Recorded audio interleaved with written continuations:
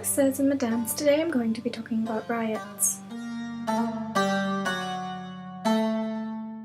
This is a video response to Sir Proudfeet's video, which is one underneath the video response area in before the comments. It should say that it is video response to that video, and also links in the doobly-doo. I live in a city called Vancouver. Now, about 2 months ago maybe, there was this hockey game going on. And basically what happens is every year, different teams from different cities in Canada and the States come together, play hockey. And it's for the Stanley Cup. After they do all these qualification rounds and stuff, there's the playoffs. Playoffs are a really big thing. Both of my brothers grow playoff beards, which is basically where you don't shave until your team is out of the playoffs. It's very intense, and basically my city isn't very good at getting the Stanley Cup. Basically what happened is, just like in '94, we got to the end. There were 2 teams left in the playoffs, Vancouver Canucks and the Boston Bruins. When you've got the last 2 teams, you play 7 games. So it got to Game 7, and this time it got to Game 7, and everyone's like, it's gonna get to Game 7, we're gonna have Riot again, we're gonna lose, we're gonna have a Riot again. Basically what happened is, it got to Game 7, and first I'm going to describe to you what they decided to do in Boston versus what they decided to do in Vancouver. So this is Boston. Boston doesn't want to have a riot. So Boston is going to make rules about if you're showing a hockey game, you have to black out your windows. They're not going to make any public things about it. They're not going to make it a big thing for the city. They're going to try and make it as small as possible and as non-social as possible. This is Vancouver. Vancouver makes large viewing spaces for all of the game.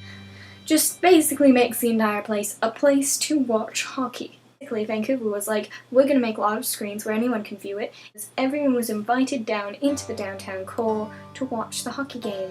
There's 4 types of people that I'm going to refer to in talking about the riots. Initiators, followers, police, and concerned, afraid citizens. What happened was the initiators were like, this is great, we've got the entire city together, we're going to start a riot, we're going to start something big. So there's a lot of people who said, oh, it was just sort of spontaneous, but the problem was this first car that got set on fire, someone lit a box and smashed the window and put the box in the back seat of the car, and it sort of like slowly lit on fire. The second one was probably a Molotov cocktail. Not something you just bring along in your bag like a lighter. Basically the initiators started it, and a whole bunch of people, mob mentality, kicked in and they followed. A lot of people were like, the police wasn't doing enough. And I have to say, in terms of preparation, the police weren't doing enough.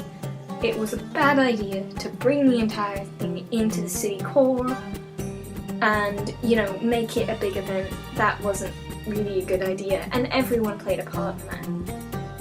But the police during the riots were amazing. Scary, I am afraid of police, but amazing. They did well. They didn't go overboard like at G20, again referring to things that you've probably forgotten about. They were dispersing crowds, so they weren't really focused on charging anyone, just mainly focused on split up, you know. Groups are harder to control than individuals. As soon as you get them individualized, it'll be easy. So basically they were just individualizing everybody. And so that was really effective. And there was still lots going on, and it went way into the night. I think it was like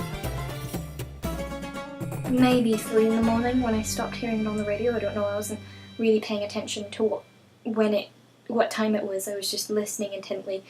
But, you know, it wasn't too bad. I mean, in terms of damage to damage, in terms of London to Vancouver, London is like here. I don't know quite where it is. I'm not really an expert on the London riots, but I've heard there's a lot more damage. The thing with the Vancouver riots is they still have yet to this day to charge anybody. They have charged people for the London riots. Vancouver riots, they haven't done any charging yet. They have commenced criminal cases. And we have this huge flagship store downtown. It's like amazing, lots of things. and people were breaking into it. And what happened was there were people, citizens who were down there, they were coming out from the Queen Elizabeth watching Wicked, there were people who had just come with their families who just weren't able to leave on time, and they stood in front of the bay windows and were stopping people from jumping in. Like, you can't come in here, you can't get in. Tons of people doing that, and you know, it was crazy. You know, there were a whole bunch of people that came up, they put these boards that are now going to be put in some sort of museum or something, and people writing messages like how they, you know, appreciate everything and stuff, because a lot of things didn't actually go that badly. You know, like I said, the damage was pretty low, but the fear was high. What I really want to do is not find out, not really to charge people to do all these things, but find out why. Why are we having more riots nowadays? Why is it that it seems that riots just seem to be increasing? I don't remember being young and having riots. I mean, I don't really remember being that young, but you know, it feels like it's just sort of come on.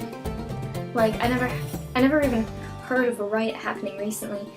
Like, I saw riots on TV that my mom had filmed that were in black and white, but you know, no riots. Then G20, then Vancouver, then London, and I feel like it's sort of quick succession. I'm sort of nervous, like, when's the next one gonna come, you know? So I'm just wondering your thoughts on that. Sorry that this video was very rambly and very fast and very switchy, accenty, and also probably badly framed, because I'm not really sure, because I had to turn my screen off so that I could actually look in the camera for once, because normally I'm looking down. Thank you for watching, thank you for paying attention. Comment on what you want to comment. Like it if you like it, dislike it if you don't like it, and don't do anything if you're sort of medium on it, because, you know, I'm not going to force you to do anything. If you want to see more of me, subscribe. I don't know why I'm doing all this, I'm plugging things and I feel really bad about it, but that's the truth. If you really like my videos, subscribe.